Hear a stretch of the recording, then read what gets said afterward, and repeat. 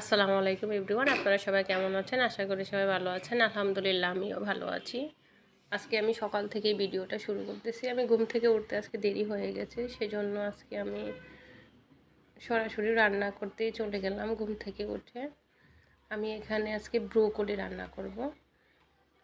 আমি এখানে ব্রোকলি পেঁয়াজ কুচি দিয়ে এখানে আমি ব্রোকলি দিয়ে দিলাম। হালকা একটু আদা রসুন পেস্ট দিয়ে, একটু লবণ দিয়ে, একটু হলুদ দিয়ে আমি ব্রোকলিটা একটু কষিয়ে নিব।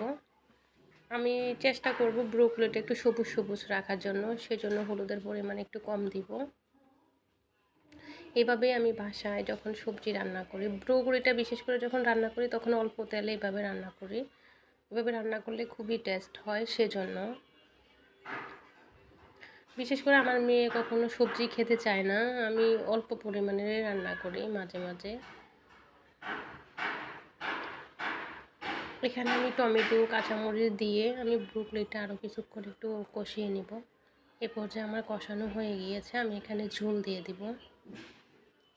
আমার ঝোল দিয়ে দিয়েছি। যখন বলক চলে আসবে তখন আমাদের পুকুরের কিছু মাছ ছিল, বিশেষ করে আমার বাবা মা যখন আসছিল বাসায় তখন নিয়ে এসেছিল। এ পর্যায়ে এগুলো আমি ভেজে রেখেছিলাম, দিয়ে দিলাম। আমি এখানে অল্প পরিমাণের মাছ দিয়েছি, যেহেতু আমার মেয়ে মাছ খায় না, এই মাছটা খাবে না কাটা দেখে, সেজন্য শুধু আমার জন্যই আমি অল্প করে মাছ দিয়েছি। এবার আমি ধনিয়া পাতা দিয়ে, আমার অলরেডি ব্রোকলি রান্না হয়ে গিয়েছে। এ পর্যায়ে আমি এটাকে উঠিয়ে নিব। আমি যখনই সবজি রান্না করি চেষ্টা করি অল্প করে রান্না করা লাগে, যেহেতু আমার মেয়ে